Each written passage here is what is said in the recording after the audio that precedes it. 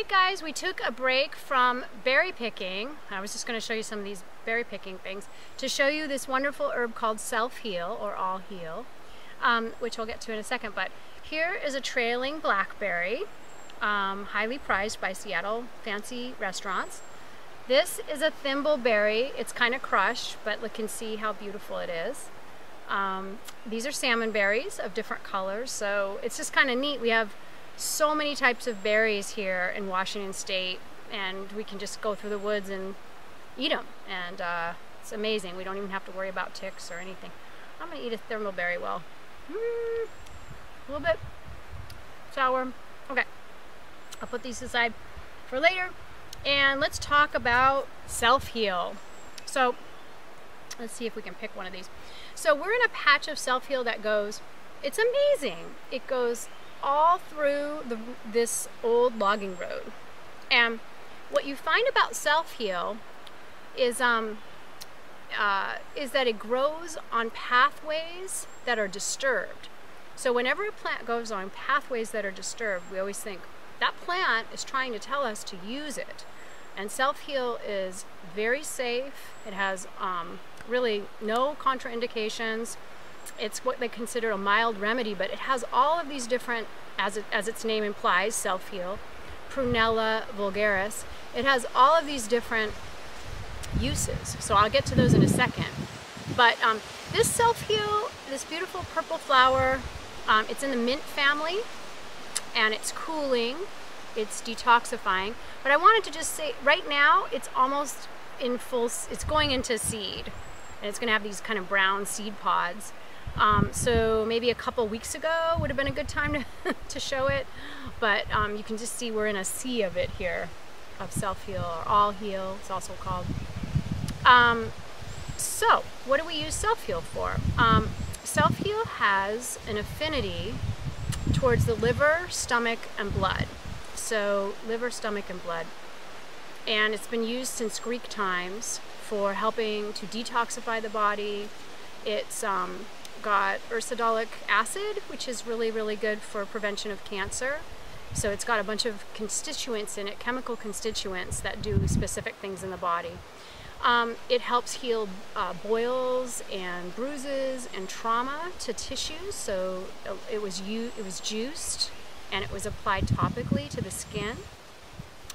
But I don't see this myself, but maybe I'm just not looking at it right. Supposedly it has a doctrine of signatures for the throat and mouth, that these look like lips, that this looks like the throat, opening into the throat. I have no idea, but so it would be really good for oral cancers, especially along the liver meridian or on the bottom part of the mouth. And so it's also good for liver cancer itself.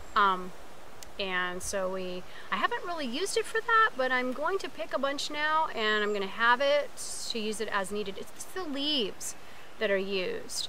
The leaves that are used. And you can crush them up and put it into the animal's food.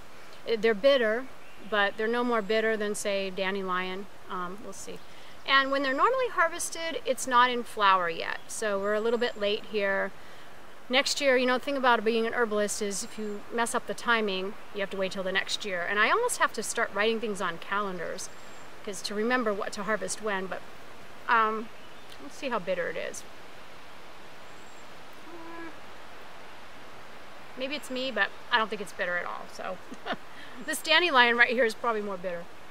And so what I would do is I would, you can use it as an infusion. Prunella is also in tincture form. But in tincture form, you're going to lose some of the cooling, detoxifying effects. So this is one of our favorite herbs for the skin, for infections of the skin or skin allergies. Because it not only detoxifies the liver, and so that helps with toxins that have been accumulating from kibble feeding or from over-vaccination. But it also like promotes urination. It actually has a kidney affinity a little bit too. So it just helps the body in multiple ways to get rid of toxins. So we think of boils, we think of skin cancers, we think of eczema, anything like that that's red and ulcerated and itchy on the skin surface. And let's see, what else can All Heal fix? So it has a lot of ingredients in it that actually help with tissue repair, which is the coolest thing about it, tissue repair. And my herbal teacher used to make an infusion of it. When they say a long infusion, what that means is you heat the water, you boil the water, you pour it over the leaves, you crush up the leaves, pour it over the leaves, and then you leave it for a good 10 hours. So you're all the time stirring, not cooking, but just stirring the hot water, and eventually, pretty soon, it cools, the water cools. And then you still keep the herbs with the water that's cooling. It's called a long infusion. So anyway, she used to use that to take out splinters. So say you have a splinter in your finger, like I think I may have now. Can't decide if that's a splinter or nettles. Anyway, and she would soak a person's finger in the Self-Heal hot water or warm water, and the body would then have, and then it would help or aid the splinter from getting out of the body, which is such a cool thing, and then heal the tissues afterwards. So it's definitely a magical herb. I think it's really underutilized. I was just telling Jeff that it's in a whole bunch of herbal books, and then, you know, lists all the uses, but when you actually, and it's used in Chinese medicine, it's used in multiple types of medicine, but and, you know, for toxins or for skin nodules, but I think we're underutilizing it. I think we should be using it more for liver, strengthening the liver and so forth too. So yeah, you can see a whole bunch of it here. We have prunella here, prunella here, prunella here. And so what we really need to do is try to harvest it before it has these flower buds, which means we need to be able to recognize it. And again, it grows in disturbed areas. So let me see if I can think of anything else to tell you about it. I don't think so. Cools the blood, anti-inflammatory. I think that's it. I'll see if I can write a little bit more, but thanks you guys so much for joining me this month about talking about Self-Heal.